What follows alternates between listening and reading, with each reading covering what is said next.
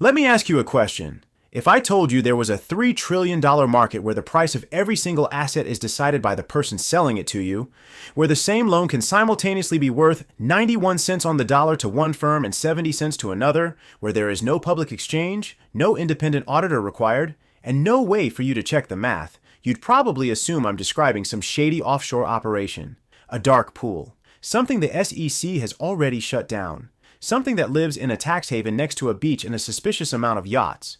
But what I'm actually describing is one of the fastest growing asset classes in the world. It's sitting inside the portfolios of major institutions, pension funds, and insurance companies.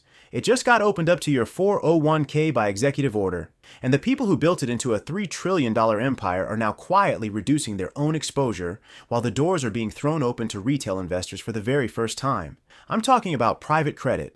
And by the end of this video, I think you're going to feel the same mix of confusion, frustration, and how is this legal that I felt when I went deep on this.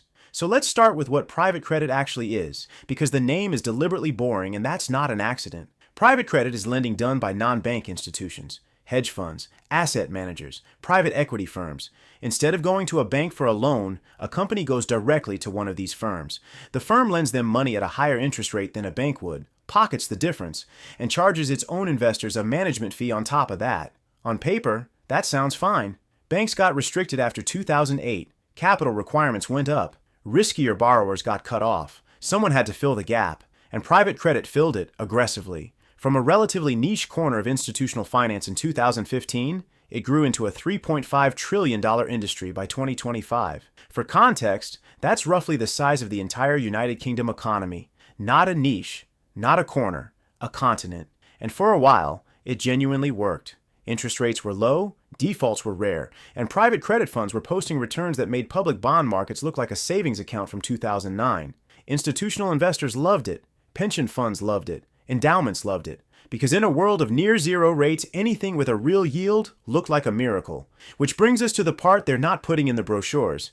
Because here's the thing about private credit that is structurally different from every other major asset class you've ever heard of. In public markets, price discovery is automatic and continuous. When Apple's stock moves, everyone can see it in real time. The price is honest because thousands of buyers and sellers are constantly negotiating it. Private credit has none of that. There is no exchange. There is no real-time price.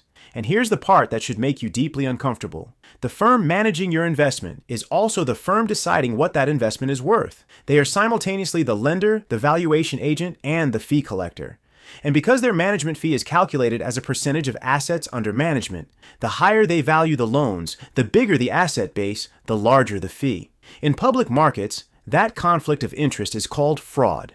In private credit, it's called the business model. And it's not theoretical. Because right now, the same distressed private loan is being marked at 91 cents on the dollar by one major firm, 82 cents by a second, and 70 cents by a third. All three firms hold the same underlying loan.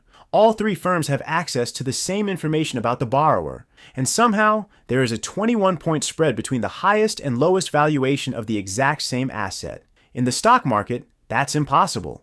In private credit, it's Tuesday. Which brings us to what the Department of Justice is calling the most alarming part of this whole situation.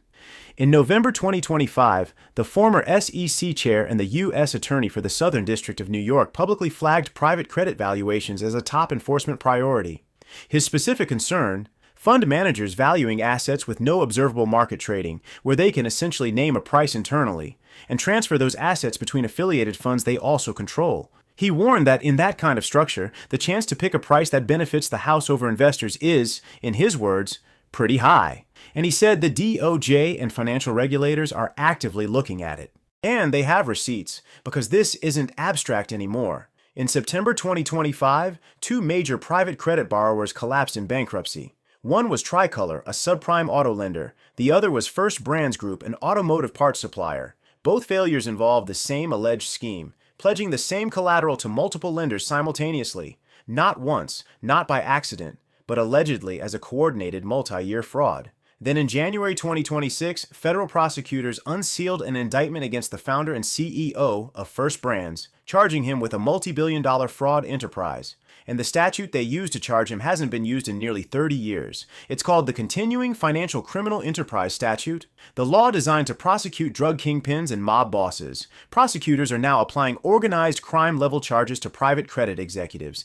That is not a normal enforcement action. That is the DOJ telling you something about how serious this has become. Now here's the part that sounds like a finance textbook, but is actually the most important thing in this video, so stick with me. Inside the private credit industry, there's a growing epidemic of something called shadow defaults. And a shadow default is exactly what it sounds like. It's a company that is technically not in default on its loan. On paper, the payments are current. On paper, the fund looks healthy. But underneath, the company is only staying current through a combination of tricks. The most common one is called payment in kind, or PIK. PIK means the borrower doesn't actually pay cash interest. Instead, they just add the interest to the principal balance of the loan. In other words, they pay the interest by borrowing more money. The credit appears current, the loan continues to accrue, and the fund marks it near par because technically, nobody missed a payment. But the borrower is getting deeper in debt every single quarter, and the fund is reporting returns that don't reflect the actual risk sitting inside the portfolio. Here's the number that makes this real. The share of private credit deals using PIK structures went from 7.4% in 2021 to over 11% in 2025. In 4 years, the portion of loans where borrowers are paying interest by borrowing more money has nearly doubled. Fitch Ratings put the official private credit default rate at 5.7% in late 2025, already the highest in recent memory. But industry analysts say the real number, including shadow defaults being masked by PIK elections and covenant waivers, could be closer to 8 or 9%. There's the headline number, and then there's the real number that lives underneath it, quietly compounding. Which brings us to the thing that happened in the same week that almost nobody outside of Bloomberg noticed. Ares Management, one of the largest private credit firms in the world, capped investor redemptions at 5% after withdrawal requests surged to 11.6% in a single quarter. The day before, Apollo Global Management announced similar restrictions on one of its vehicles. Two of the most prominent names in private credit in the same week told investors, "You cannot have your money back at the rate you're asking for." And the reason this matters is that it's the exact same structural problem that took down Silicon Valley Bank in 48 hours. A liquidity mismatch.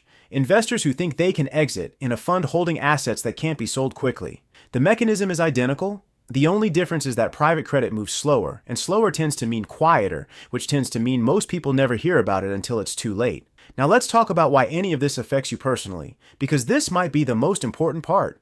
On August 7th, 2025, an executive order was signed directing the Department of Labor to reduce regulatory barriers limiting 401k plan participants from accessing alternative assets. The definition of alternative assets in that order included private credit, private equity, real estate, digital assets, and commodities.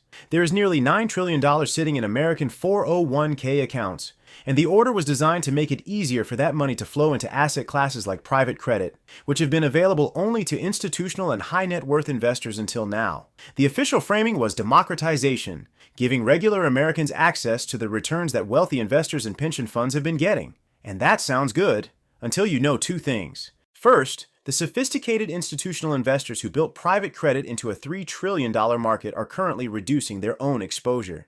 The people who understood this asset class the longest, who had the best access to the underlying data, who had actual leverage to demand transparency from fund managers, are quietly walking out the back door, while the executive order was opening the front door to retail investors. That's not democratization.